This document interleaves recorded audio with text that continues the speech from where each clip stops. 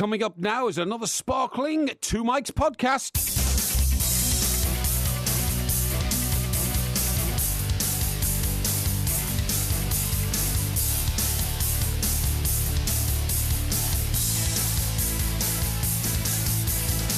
This is TalkSport Extra Time. We are the Two Mics. I'm delighted to say that looking in fine fettle, Mr. Mike Porky Parry joins me to my right. And I have to say, last time I saw you, you were looking a bit more blurry for some reason. Well, that was because your eyes were blurred. I wasn't looking blurry. I was in fine form. You're talking about Cheltenham, of course. I am, of course, talking about Cheltenham. Well, let me say... The marathon that was working all night, going to the races and carrying on till about 10 o'clock at night. It was a brilliant 24 hours. It was. And I have to say, great to be in the studio with you, Mike. Yeah, we can recap a little bit on Cheltenham. It was a marathon. It was historic. I have no idea why I didn't fall asleep in those 24 hours. I know. I think it was a combination of adrenaline, of excitement, adventure, of being with the Paddy Power mob, of being with our great mates Hawksby and Jacobs, of the fresh air, which is so beautiful down in the Cotswolds. Yes, it is beautiful. Of being in that magnificent natural sporting arena called... Cheltenham Racecourse. I was trying to think of the official name of it. I told it you on the way up there. Do you remember? Well, does it have an official name? Yeah, it has it's something like something Park, Prenton Park's Tranmere, but it's something like that, you know what I mean? Is it? It does have an official name, yeah, Cheltenham Racecourse. Everybody calls it, the festival and Cheltenham and... You don't need, off to the Cotswolds and all that, I'm sure. But there is an official name for the actual track, which I should know, because I've been there about a million times. Maybe do you think it will tell us on there? Yeah, it probably will. Yeah, probably will, yeah. It says Cheltenham, a jockey club racecourse. Yeah, that's right. And if you look inside, it'll tell you the official address is something like something Park, isn't it? No, I can't see that. Yeah, it is. Yeah, I'll find it before the end of the show. But anyway, it was marvellous. Well, it was marvellous up until one moment, and that was just before we left, where you basically tried to steal all the pens that were on every other table because you've got some kind of weird phobia about collecting pens. And also, you went to Paddy Power, because we were very kindly being entertained in his box, and asked him if you could take away an empty bottle from the table, because it said Paddy Power on it. No, you're trying to make me out to be a kleptomaniac. Well, no. Well, you are some kind of kleptomaniac. No. All I said was that when I go to these corporate do's, I like collecting the pens. And if you look at this is the Paddy Power pen I got. You've got one as well, okay? That's it. With Paddy Power written on it and all that kind of stuff. Now, I got about 4 of these, right? Yeah. There were about 40 table settings, but I took 4 that nobody else wanted. Why did you take so many pens, though? Well, because I like collecting them. At home, I've got about 60 FA Club pens. Why? From, various corporate dues I've been to at Wembley. Yeah, but why do you need 60 pens? I like them. To me, they're a great memento and a great memory of a great day, you see what I mean? And I like to have them, because if you use one, it runs out. I like to have another one. My preferred memento of the day was winning all that money. Well, winning money was great. That was Ruby Walsh, by the way, was the jockey who briefed us. You were telling Andy Goldstein about it earlier, but you didn't name the jockey. Well, I didn't want to give his name away. Well, it's okay, don't worry. He was a good boy. And the best joke of the day was when Ruby Walsh was told by Paddy himself, Paddy Power. Paddy Power said, Ruby's only riding 2 horses today, and described him as a part-time jockey. Yeah. Ruby then came up with what he thought was going to win the first 3 races and said, if all that comes home, Paddy, you'll soon be a part-time bookmaker. Yes. Indicating and suggesting that Paddy was going to lose all his money. You see what I mean? So it was a great bit of banter and all that. It was a great day. I really enjoyed it. Fantastic. But I still don't know why I didn't succumb to sleep, because all that happened was when I got home, I had a cocktail like you did, just to, mark the end of a great day. I then went to bed, and then I got up at sort of, 5:30, 6 o'clock on Saturday morning. Yeah. And well, I've done it before on flying transatlantic, when you sometimes fly overnight, you don't sleep on the plane, and you just carry on going for the next day. Yeah. But, that was a very long time ago, and there is a point at which you pass, where actually there's no point in going to sleep, and you just forget the previous day's sleep, and you catch up with it 24 hours later. Sure, I just carried on, and as though it hadn't happened, and it's now forgotten. I don't know where the missing night went, but it's disappeared. It vaporised, literally, and went. But anyway, enough of that. Scotland-England, right? Yes, Scotland-England tonight. You must agree with me that Roy Hodgson does not exactly inspire any kind of passion whatsoever. Well, it'd be nice if there was some passion tonight from England. I totally agree with you. Roy Hodgson is of a certain age. He has what I would call hooded eyelids, i.e., he has more of the look of a bloodhound. An owl. Yeah, an owl or a bloodhound, rather than what I would say a perky Labrador, who should be and yapping away like that. And I don't mean that, insultingly, dismissively. I'm just using the analogy, or the simile. Yes, of course you are. No, I mean, as I said, I wouldn't care if Roy Hodgson spoke the way he does if the team didn't play exactly as he spoke, but he seems to have turned him into a team that plays football the way that he speaks. Maybe you're right there. Maybe you're right. That's getting a bit technical, I think. But, you could be right. What I found very odd was Roy Hodgson saying, after all his years of experience in football, that some of the younger players might come up against an atmosphere that they haven't been used to before. Well, that's part of the learning curve of playing football. Right. And Wayne Rooney was going on about, I've warned some of the younger players about the atmosphere. Now, you and I have both been to Celtic Park, and maybe it's because of the way it's built, it does generate an awful lot of sound. It does. And the noise of the fans as well is But it's extreme. not particularly unique in the world of football, that's what I'm saying. Any player who's played at Anfield will have experienced the same sort of noise, because the cop end is so big and the roof is so high, that echoes as well. So, in one way I understand that they're trying to prepare the younger players for what could be, almost like a seismic shock of noise, but most players that I've ever spoken to, professional players, don't actually notice the noise anyway. They're concentrating and focusing on their game. The noise is irrelevant. Yeah. So I it's all been built up to be such a... I think there is a very good chance of Scotland doing themselves a lot of favours. Well, I think Scotland are going to win it 2-1. That's my prediction. You could be right. I heard an expert on Andy Goldstein's show saying 2-2, and I thought to myself, that sounds about right to me, but edging on the side of, if anybody's going to tip the scales, it would be Scotland rather than England, in my view. Now, I'm not now being disloyal or unpatriotic, because the qualifying groups, Mike, for the European Championships are so weak. It means we're coming up against a team which may even not be technically as good as us, but whose passion and desire to beat us and the belief that they can is something we've not experienced yet. And also, Scotland would not say that the qualifying group that they're in is weak, because the qualifying group they're in is incredibly strong. I totally agree. Our qualifying group is so weak that we've taken most games with a shrug of the shoulders and a belief that we had an entitlement to win it. Yeah. And I think that they're going to meet a Scottish team now who aggressively believe they can win, who are good enough technically to overcome our players. Who Gordon Strachan has fired up. Gordon Strachan has fired up in a way that maybe Roy Hodgson doesn't employ, a tactic he doesn't necessarily employ, which Gordon Strachan does. And I think England have got a major problem on their hands, because I do believe... Why are you saying it like that? Well, because I was thinking about it as those words were coming out. See, this is one of your techniques, isn't it? Them. This is one of the reasons you speak so much and try and keep me quiet, because at the same time that you're speaking, you're still trying to actually think of what you're about to say. No. Yes, you are. No, I'm not thinking about it's one of your techniques. What I want to say. I'm thinking of the best way to express it. No, the best way for me not to interrupt you. In order to get over to our audience. Now, a couple of texts here. One from Lee in Sheffield and one from Ian in Cumbria. The name that you're searching for is Prestbury Park. Prestbury Park, thank you. I've never heard you referring to it as that. As we were walking... Never referred to it as that. The traffic was so bad in Cheltenham on Friday, I said to you, let's get out and walk. Yes. You were horrified because you don't walk. Well, I don't mind walking. You were horrified. But, if you're going to walk to the place, you might as well walk from the beginning. We were only 300 or 400 yards away. Yeah. The people who run Cheltenham, by the way, had the brilliant idea of putting a few roadblocks in Cheltenham town centre on Friday. That was a great idea, wasn't it? On Friday, the day of the big race. Yeah, brilliant idea, yeah. Also, the other thing that I wanted to pick you up on, which I didn't really get a chance, because I was so kind of dazed by the time we got back on the train. You told me that our return train was at 4:30. I know. So we absolutely were meandering our way down to the station, having missed the last race, thinking we'll be in good shape. We got to the station and we were just sort of staggering onto the platform 23 minutes past. Yes. And there's a train sitting there. Yeah, well, I wonder where that's going. So we're going, where's that going? Is that going to London? And the guy goes, and they said, oh yeah, this is it. And we were like, where's the first class? I think you shouted out in your best Downton Abbey voice. Yes. And the guy said, well, you better get on now, because it's going. And we said, well, don't worry, we're getting the 4:30. They said, there isn't a 4:30, it's a 4:20. And I looked at my ticket again. So how did you get that wrong? I don't know, but that could have been disastrous, because what happened was, first of all, when we got out of the taxi on the way there, I pointed out to the sign and said, look, it's officially called Prestbury Park. You must have already been intoxicated. No, I don't remember that. And on the way back, I said to you, right, we'll get out the taxi short of the station, because there's a Tesco Express, and we fancied a little glass of champagne on the way back. We weren't sure the train would have any.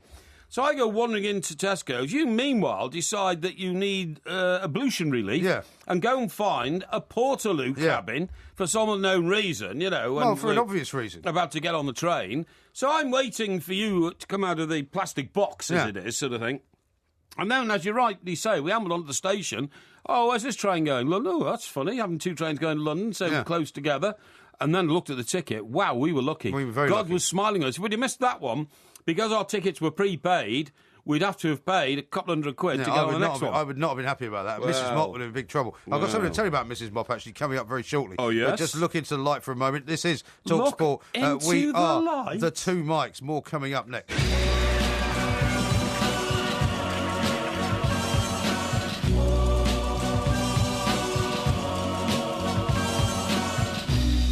That boy needs therapy. Psychosomatic. That boy needs therapy. You're psychosomatic. That boy needs therapy. Lying down on the couch. What does that mean? You're a nut. This is TalkSport Extra Time. We are the two mics, of course. There will be a podcast coming out a little bit later on, and there is still a bit of a podcast available from what happened at Cheltenham as well. That's under Hawksby and Jacobs, of course. Now, one of the things I wanted to mention to you is that there's been many sort of parody accounts, Twitter accounts set up basically in your name. Oh, Not yes. so many in mine, but there's now one that's been set up in Mrs. Mop's name, would you believe? Have you seen that? Well, what does it say? What's it called? Well, it's just called Mrs. It's Mop. called Porky Mrs. Mop, isn't it? Yeah, it's just Mrs. Mop, I think. Yeah, well, you know... So you can tell her when you get home that she's now got her own Twitter account. And I mean, she may or may not be amused by it, but she might quite like it, actually, I think it people... makes her out to be a very hard-done-by woman. I know, and people are taking the mickey. It's a little bit unfair. One I read said that, you see, last week I told you about my new method of shopping. It's called colour-coded shopping. Yeah, a lot of people were getting into that this weekend. Yeah, they were, yeah. There was a guy who came back and said, I bought some Guinness and a bunch of other stuff. It is, of course, Black Monday. Black Monday, that's right, yeah. And one of the Mrs. Mop ones said that Mrs. Mop had gone to the supermarket and I chided her because it was red, day. So, it was only, tomato ketchup, strawberries, all that kind of stuff. I've got that one here. Back later, just had a text to go to the 24-hour Tesco for tinned tomatoes on a brown day. Exactly. Tomatoes are Wednesdays normally. The brown day is potatoes with brown skins, obviously. And all that brown meat you like to buy. Brown meat and HP sauce, of course, and that makes it easy to shop. But, I mean, I do not chide my housekeeper because I do think Mrs. Mop is a very insulting title. She's not a Mrs. Mop at all. She has a responsibility to run the household, and I think it's all a little bit unfair. Now, what about Roy Keane? Yeah, what about Roy Keane? I did think about you over the weekend because Roy Keane is not very far from controversy. He wouldn't have been happy, no doubt, that Ireland lost to Scotland 1-0 on Friday. Yes. But he's upset Everton. He's upset your Mr. Kenwright, isn't he? He has. And Mr. Kenwright even went on telly and made a response, and he said, we do love Roy Keane, but he says some stupid things sometimes.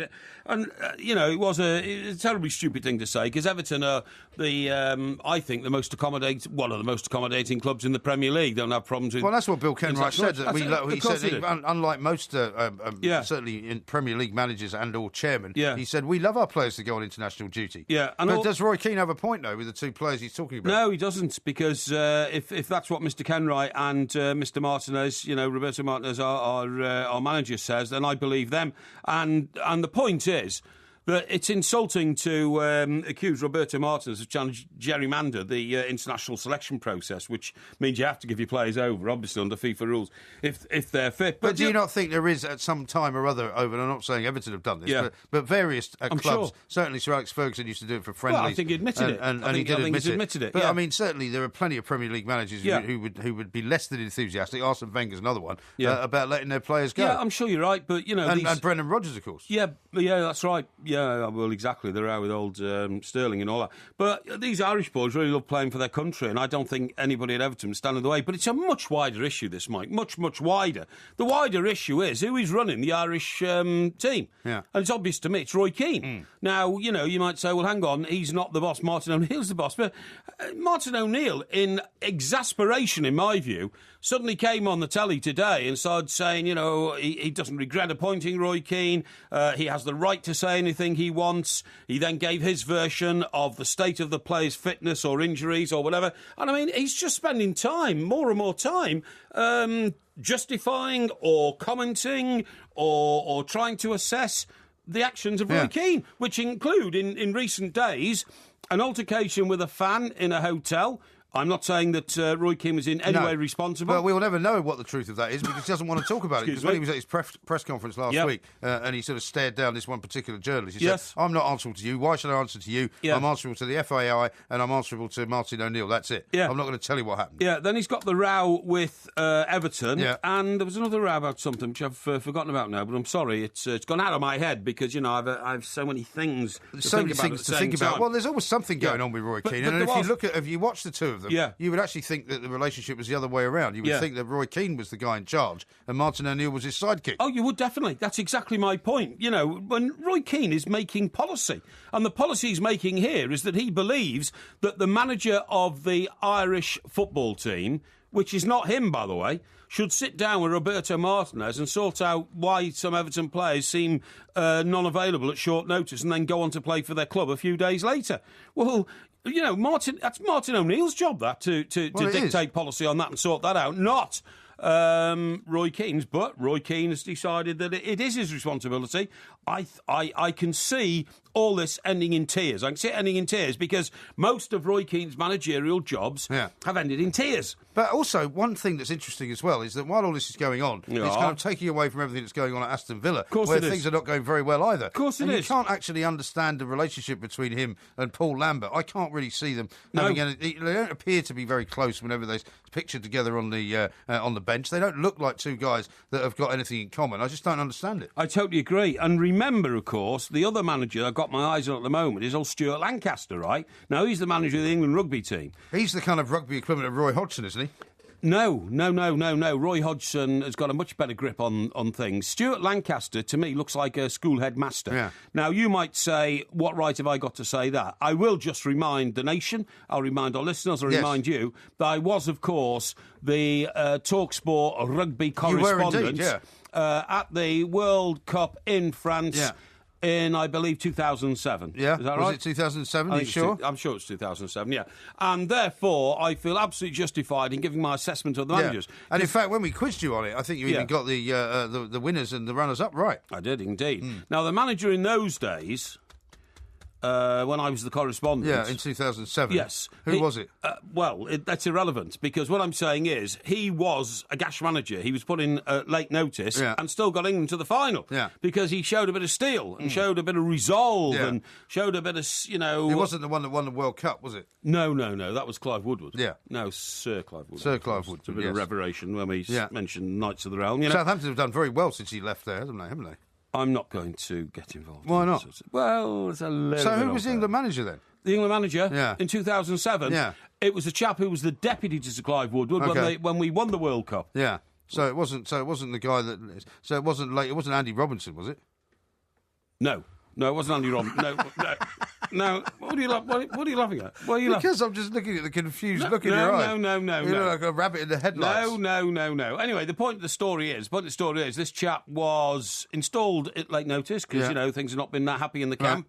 That everybody thought England were going to get massacred at every stage, got to the final, and they got to the final, and just lost the final. Yeah. So that was incredible. Right. But I don't see Stuart Lancaster doing any of that. He seems to me but he's another one of these guys with this massively long contract. Like Roy Hodgson, even before England went to the World Cup, was told, "Don't worry, you'll be in charge of England through the European finals in France." I'm not sure it was a good idea. There's no need to worry about the performance in Brazil. This guy's been told, "Don't worry, you're going to be in charge of England for a very long time," and they've lost 5 in a row now, haven't they? They've lost 5 in a row, and the thing is, they lost to what's considered the best team in the world, which is New Zealand, and the second best team in the world, the Springboks. Yeah. South Africa, right? And the point of the story is... What is the point of the story? On each occasion, I think they lost by 3 points. Yeah. But Stuart Lancaster says, we're getting closer to the top 2. Yeah. Well, that's not good enough. You've got to be better than the top 2 if you're going to win the World Cup in a year's time. So I'm sorry. England are not going to win the World Cup. No, of course they're not. I just feel completely and utterly uninspired by him. And the thing is, he's got plenty of players to choose from. I mean, the thing about... Did you watch it on Saturday then? No. Why not? I was doing other things. What were you doing? What time was the kick-off? It was in the afternoon. It's 2:30, wasn't it? I think I remember. You could have watched that and then watched the England-Slovenia game. I watched England-Slovenia. Did you? I was in preparation for England-Slovenia. That's right. So in the pub then? No, I was not. No. And what I'm saying is, with 15 players aside. By the way, you know when that NFL team came to Wembley? Yeah. Do you know at one stage? This is why one of the reasons why the pitch is so badly cut up. They still had all the markings on it as well. Yeah, it's still the markings, yeah. But there were 200 people on the pitch, all involved in the game. Yeah. This is in the warm-up. Yeah. Do you know that a squad, an NFL squad, is up to 57 players? It's incredible. 57 They've players. got special teams, they've got people that play for 10 seconds. And up to 25 coaches on either side. Yeah. There were 200 people on the Wembley pitch, 200! And what I was going to say is that rugby teams with 15 players aside means there are hundreds of rugby clubs in this country, therefore there are thousands of players. And Stuart Lancaster can't seem to get the combination of players right. He can't seem to. Mike Porky Parry will give us what he thinks is the answer to the terrible duck flu epidemic that's kicked off in the last couple of days as well. It's all coming next on TalkSport.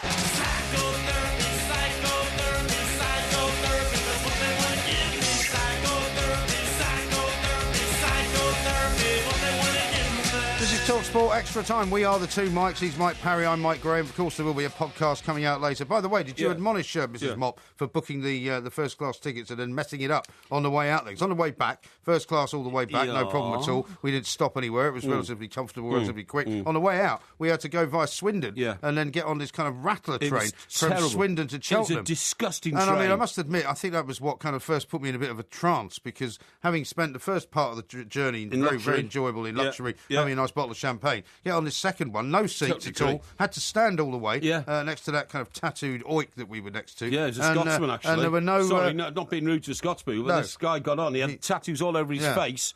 He brought his bike on, which was dripping with rain. God and Satan fear me was what God he said and Satan fear me on the side of his head. Yeah, God and Satan fear me. He brought his bike on, was soaked in rain. He dumped that on a load of cases, which people had put in the luggage compartment, right?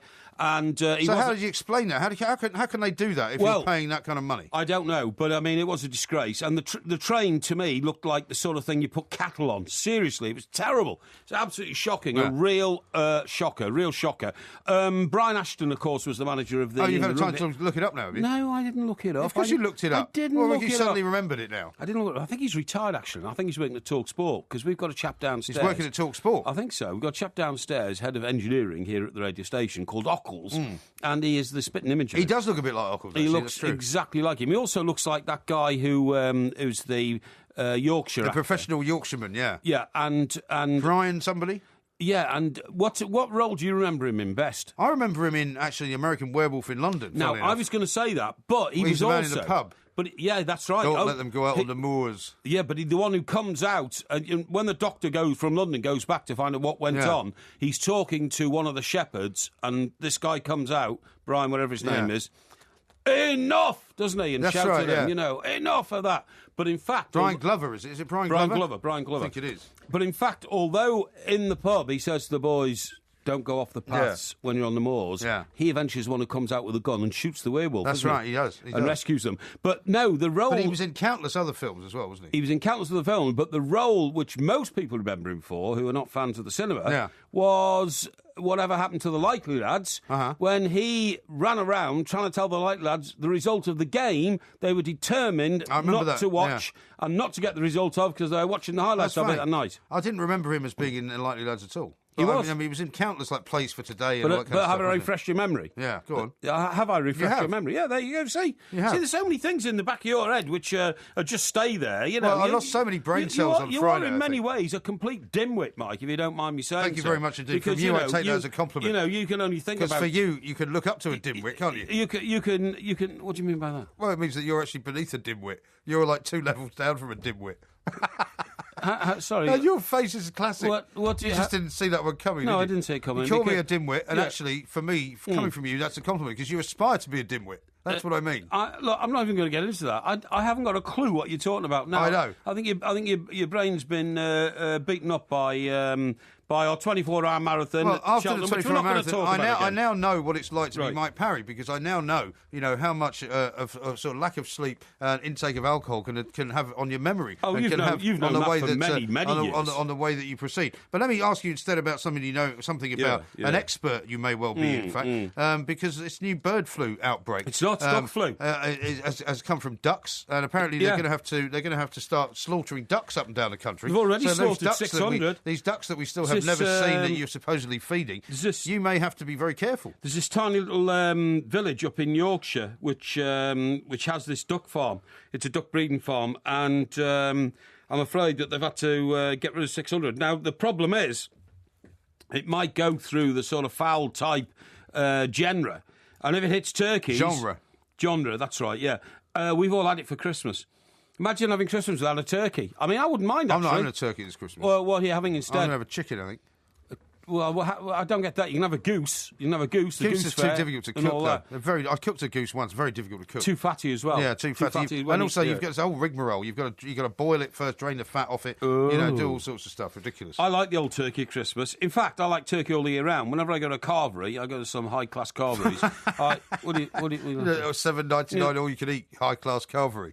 We've talked about this before, haven't we? I'm sorry, but your elitism, your elitism so it's far nothing to do with being so elitist. far on the show tonight stretches to the fact you don't like mixing with ordinary people on trains. That's not true. You've just all said I'm saying is that if I'm paying for a first class ticket, then I expect to go first class. That's all. Yeah. Well, if I was travelling on my own and not with you, I would have probably quite happily sat in second class. And now you're mockingly, deriding people, good, hard-working people who take their kids out on Sunday lunch. No, I'm not. For a carvery, and if it costs $7.99 and you multiply that by 4, that's 4 7 to 28. That's 32 plus a bottle of wine.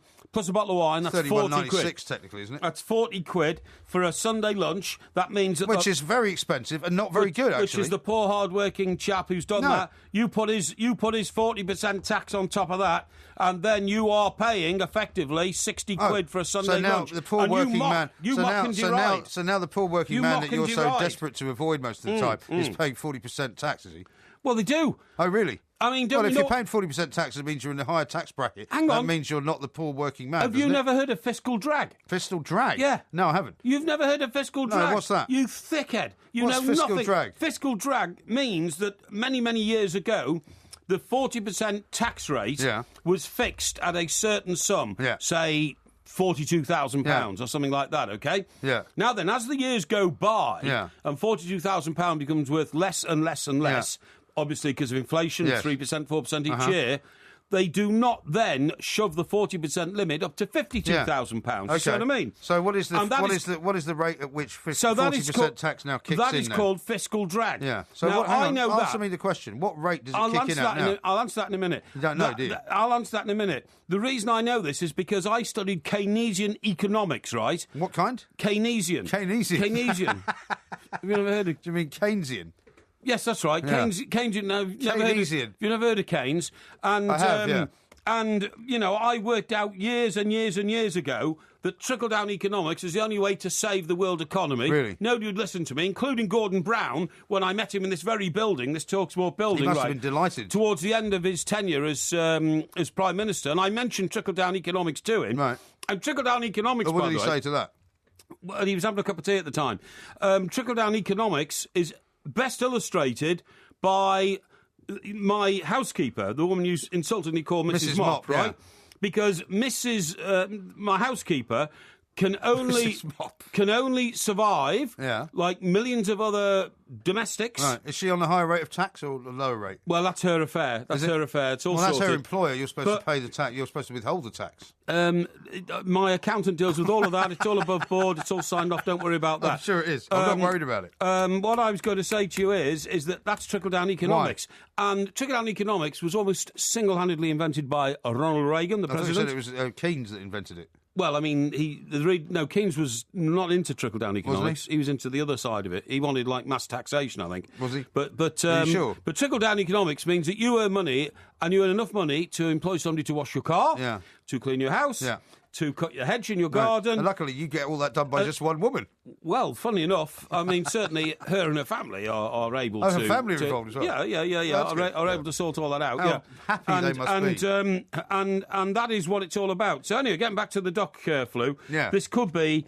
bad news. It's certainly bad news for duck producers. Yeah, but it's also bad news for the ducks that you're going to go and feed later on. Well, I hope which we are yet to still see a picture, by the way. How difficult can it be for you to take a picture of you feeding the ducks? Well, it's very difficult for me to take a picture of feeding ducks when I'm feeding the ducks, isn't it? Well, not really. Particularly as most times now, because it's the winter, like yesterday morning, for instance, was Sunday, I was out feeding my ducks at 5:30. Or even earlier. Right. Now, of course, it's very dark. It is dark. Now, if you start going around flashing lights in ducks' faces at 5:30 in the morning on a Sunday, you will frighten the creatures. Yeah. Frighten them terribly. Yeah. And they go flapping Well, you off. turning up is frightening enough No, it's not. on its own, isn't it? No, it's not. It's comforting. They see my car and they all flap My around point and get is that excited. if you pass on any kind of germs to them, Yeah. that could turn into duck flu, or they could somehow pass on the duck flu to you. No, duck flu is a strain, mate. And what we're all going to be very worried about is, at the moment, it's confined to duck farms, which are not cruel, to be honest. They're not like, they're not like terrible.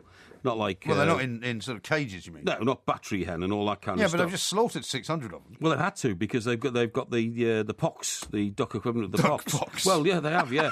And, well, it's that sort of thing. And if... How are you feeling? I think I've got the duck pox. Yeah. And if you let that spread, you've got a big problem. Now, what we're really worried about is, there are up to like 40 million wild ducks in this country who live in lakes and ponds and rivers down on the coast. Yeah.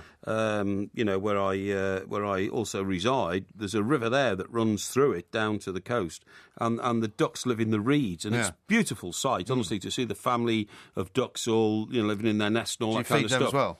No, I don't actually. You don't need it. They don't need it. There's so much algae in the river and so much for them to do. Ponds, of course, are inland, whereas a river is constantly fed with a new stream of food for a duck, Well, some of them in the salt marshes, of course, which sometimes are tidal. Yeah, well, that is tidal, you're right. But what I'm saying is, we don't want the old duck disease to spread to our wild ducks, because they are so beautiful creatures. But you can't stop it, can you? Wiped out. You can't stop it because they fly around. They do fly around. Pass it on to each other. They do fly around. That's the problem. 08717 22 3344. We are the two Mikes. He's Mike Parry. I'm Mike Graham. Loads more coming up next.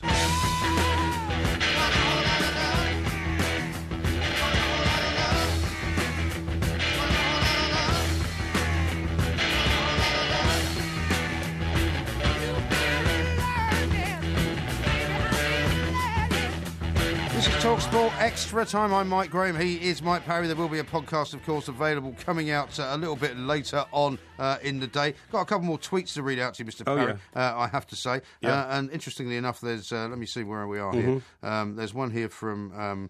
where are we? No, I can't find it now. Oh, you see, you can't find it, see? From Michelle, who says, Lost. still hoping for a Kardashian-esque photo shoot from Mr. Parry. Would be a great present for me and the rest of his female admirers. Well, there can't be too many of them. Oh, there's plenty of them. But you count them on one hand, can't you? No, not at all. This is the woman who sent this in last week. Do you remember the Kim Kardashian picture where she was all kind of oiled up? I mean, a lot of people found it slightly crude and crass. I find it crude. And I don't know whether crass. you saw that over the weekend. Somebody repulsive. Somebody actually did a sort of stuck my head on it. Yeah, a Photoshop job and stuck your head on it, which people found quite disturbing. Actually, I have to say. Well, I found her picture quite disturbing, and what I found most disturbing was they mocked up something to show her holding a bottle of champagne. Yeah.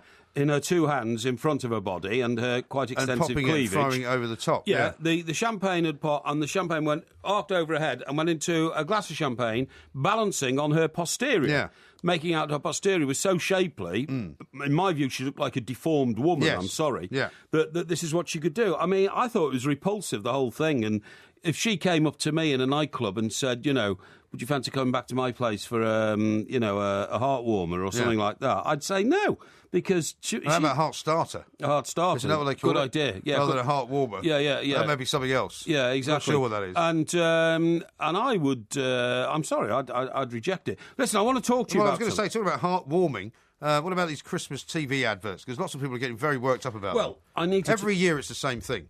Well, it's not the same thing every year. Every year the Christmas TV ads come out. I find them to be a colossal bore. I find them a colossal bore, and I think they get worse each year because they try to go to the extremes. Now, have you seen? I don't know which company it is. Don't necessarily want to publicise it, but somebody's got one about a kid waking up with his penguin. That's John Lewis, isn't it? Is it? I don't know. And it's a lie. See, just proves what sort of effect it has on me. I don't even know who's advertising it. It just washes over you. Well, it does wash over me. The kids with the penguin's waddling around, quite like penguins. They're okay, except actually one of the papers coming out this morning, which people see. They might get duck flu. No, they go on about penguins being nasty creatures, misogynists and bullies and all this kind of stuff. Really? Yeah, honest God, yeah, do, yeah. Well, actually, it's one of the few creatures in the natural world where the male nests with the egg, isn't it? Because the male looks after the egg for a long time, penguins. Is that right? Yeah. How do you know so much about penguins? Because I've seen loads of programmes about penguins. Have you? Yeah.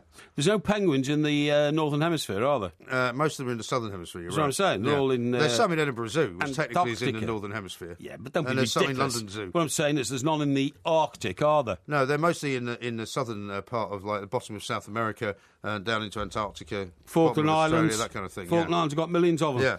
And So- there's been some amazing documentaries done, Yeah. Attenborough-esque documentaries about penguins. Yes. And they are fascinating creatures. I don't think they're particularly nasty. No, well, there's a programme called The March of the Penguins, Yeah. and I watched it for about 15 minutes and Right. thought it was quite fascinating, but then realised for the next hour and a half, that's all you're going to see, penguins marching. What do you think it was going to be about? Well, I thought it might, show something a little bit different to penguins marching. They might be marching towards some town and taking it over. Yeah, exactly, or flying or Yeah, something like that. Giant And- penguins taking over Sydney or something. No, don't be ridiculous. What I'm saying is, it's quite fascinating. You know that even during the Falklands War, Yeah. we had to be very careful how fast we flew our helicopters, even at wartime, because penguins have natural curiosity, and when a penguin looks up and sees an object in the sky, it keeps looking up until it falls over backwards and bashes its head. That's a story, surely, about the guys who were flying over doing the survey in the Antarctic. Though it's not about the Falklands. They didn't was it? stop No. flying helicopters in the Falklands because of the Well, penguins. they had to be very aware of them. No, they didn't. Rubbish. No, they did. I'm sorry. I've got to correct you on that. But anyway, this John Lewis penguin advert, right? So the kid gets up in the middle of the night. He's got his little penguin. So immediately I'm thinking, that's odd for a child to have a live penguin as a pet. It is a bit odd. You yeah. know, a child can have a dog or a rabbit or a hamster Yeah. or something, but to have a penguin. So I thought, well, the story will unfold. yeah. So the kid comes downstairs and it's Christmas morning, bursts into the room, and then it's still playing with its penguin. And then when its mum and dad come in, the penguin, which is a live penguin, Yeah. turns to stone. Yeah. And it's not a real penguin, it's a stone penguin. Yeah. Or a wooden penguin. Yeah. Well, I just don't get Well, it. it's What's one it of all the about? two, isn't it? Well, it's obviously about the child's imagination. The child actually believes Well, that children aren't nuts like that. Well, they're not nuts, children but they have- don't see things that don't exist, for goodness sake. but it's a very good thing for children to have, soft toys, cuddly animals that they think come to life. What's wrong with that? Yeah, soft toys, fine, but this was like a wooden penguin, wasn't it? Haven't you seen it? No, I haven't seen the advert. Well, I have. It's like ceramic or wooden or something like that. Now, a little fluffy penguin, which... So your objection to it is that it's a ceramic penguin? Well, it's not that. It's just that I find the whole thing very confusing. They're trying to Well, say that's because that... you haven't got any children. Children love that kind of thing. You know what I mean? I must confess, the worst thing about Yeah. these adverts is Yeah. that the kids love them. Yeah. The kids look at them and really like them. And so, yeah, but any kid who thinks a penguin's real and living in its bedroom needs a psychologist. That's rubbish. Of course it does. Of course it does. Did you not have a soft toy when you were a child? No. I'm sure you told me you had a pet monkey or something, didn't you? I did have a pet monkey. Yeah. I did have a pet monkey. Yeah, because you which I described loved. it to me with And- the long arms and all that. long arms, and it had blue and white striped, like a sailor's uniform Yeah. type thing. Yeah. No, not sailor's uniform. It was what do you call it? A bib and brace type thing. That's right. Yeah. And I did Is love that like that a monkey. beatnik's jacket I did, or something? A beatnik's...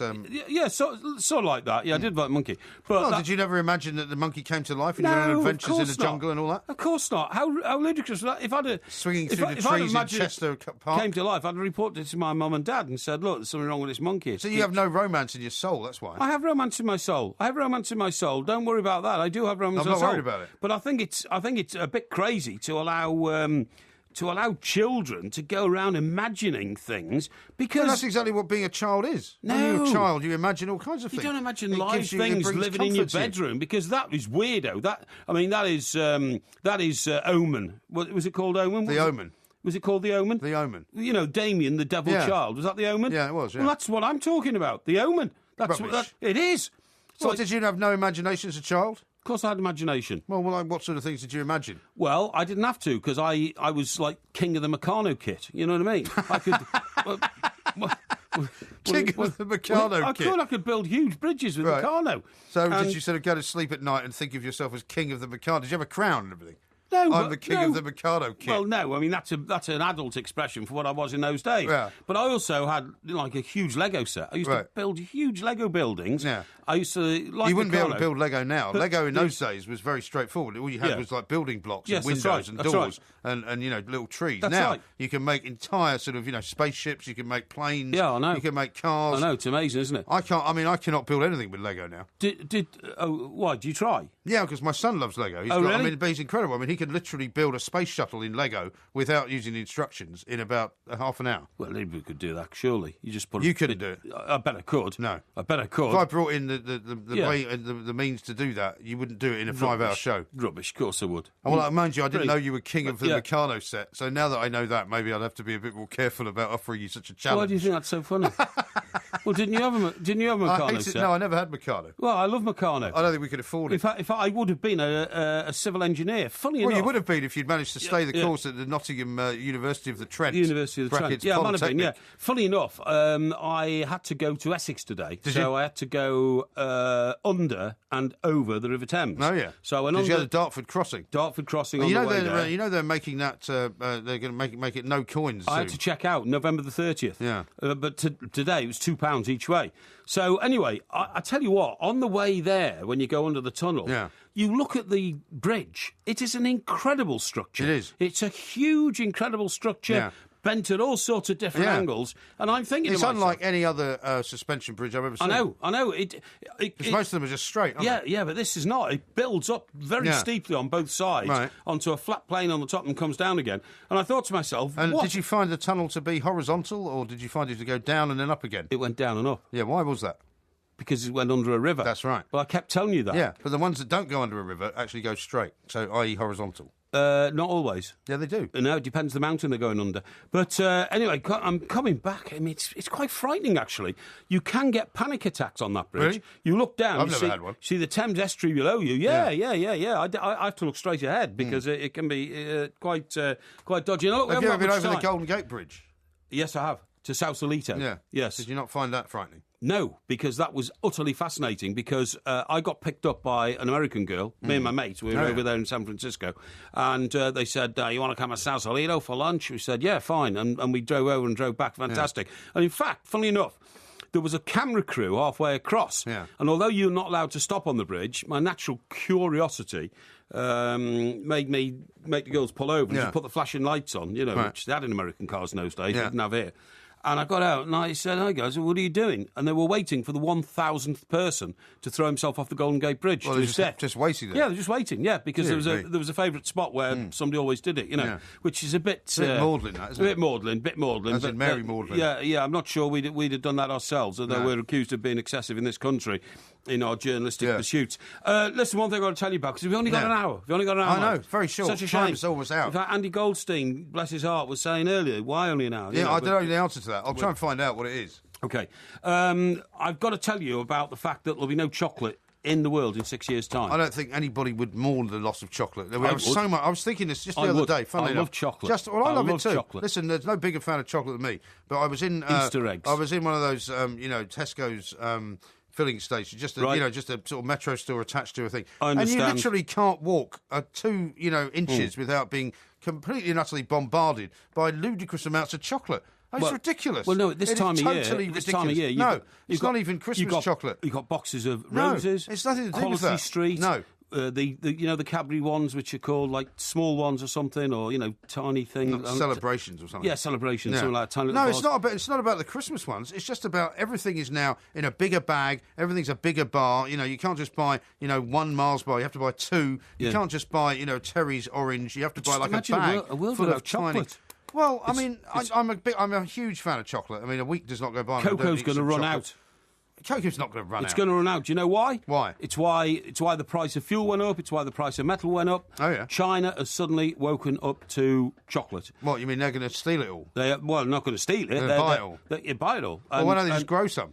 Well, they haven't got the right conditions. They haven't got the right conditions. And a cocoa tree has to be nurtured over 200 years. You can't just plant a cocoa tree. It's got to have been there for a long time. Otherwise, you can't do it. So they're going to go... Well, surely the answer would be to go and show them how to grow cocoa trees properly. Well, cocoa plants, to be precise. They won't get any cocoa, Doesn't pods. matter. No, they won't get any for 200 years. Well, but at least then there'll be chocolate in 200 years ago. Who will care in 200 years' time? And so they're going to go maybe you better stock up there, fill the back of your car with chocolate. So all the cocoa in the world is grown in South America. Yeah. They're going to go to South America and buy the lot, it seems. Really? And there'll be no chocolate left for anybody else I went to a chocolate. I told you about that chocolate restaurant I went to in Borough Market. You told me, yes, that's right. You should go there. Yeah, maybe I will. Maybe I will. I'll tell you what I'm going to do. Like the Last Supper. I'll tell you what I'm going to do. Now, what are you going to do? Now that I've spotted this, because I am smart. Maybe we'll get an expert on. We'll get a chocolate expert on the show next week. Good idea on Thursday. But because I'm smart than the average bear, from tomorrow, I'm going to start hoarding chocolate. Without a shadow of a doubt, I'm going to buy a new refrigerator, put it in the downstairs garage, and I'm going to hoard chocolate. According to our experts behind the glass, a cocoa tree will bear fruit in 3 to 5 years. No, not at all. Not 200. Not. So you got that one wrong. Not at all. Not at all. Well, you can hoard as much chocolate as you like. By the way, as somebody pointed out when on the Twitter, price of chocolate goes, it'll be like gold. My chocolate will be like gold. Oh, perhaps you could wrap your heart in it and kill 2 birds with 1 stone. Oh, yeah? Terry's all gold. Do you like mocking the eel, do you? I do, Like mocking the eel? I do. As somebody pointed out on Twitter over the weekend, if you are smarter than the average bear, it doesn't say an awful lot for the intelligence of bears, does it? Well, it's an expression, isn't it? Yeah, I know. Brought on by Yogi Bear, you know. Yeah, exactly. Because, I mean, he was all right. He wasn't like a penguin who suddenly became ceramic. There's literally no answer to that. He was not like a penguin that became ceramic. I hope we can clip that and use it later. I don't know why you find expressions like that so funny. It's only the use of the English language. Yes, I know. That was the Two Mics podcast. Yes, it certainly was. Don't forget, it's out every Tuesday and every Friday morning on iTunes. And you can follow us at the Two Mics. So keep listening for more of MG's loose morals. Believe me, this boy hasn't got a moral fibre in his body. And more of his bizarre buffoonery. What? Because, I mean, he was all right. He wasn't like a penguin who suddenly became ceramic.